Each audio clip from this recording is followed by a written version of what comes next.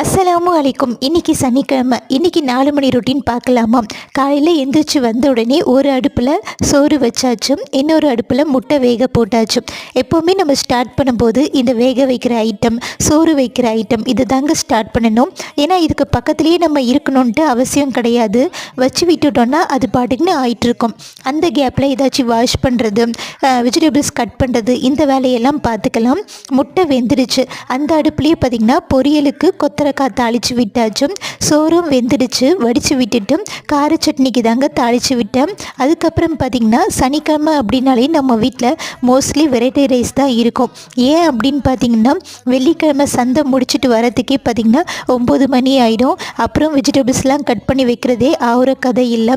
So அப்படியே படுத்துடுவோம். காலையில் எழுந்திரிச்சு சிம்பிளாக வெரைட்டி ரைஸ் தான் பண்ணுவேங்க. குழம்புலாம் வைக்க மாட்டேன். பிரேக்ஃபாஸ்ட்டுக்கு தோசை ஊற்றி கார சட்னி. நம்ம வீட்டில் இதுதான் லஞ்ச் அண்ட் பிரேக்ஃபாஸ்ட். பாய்.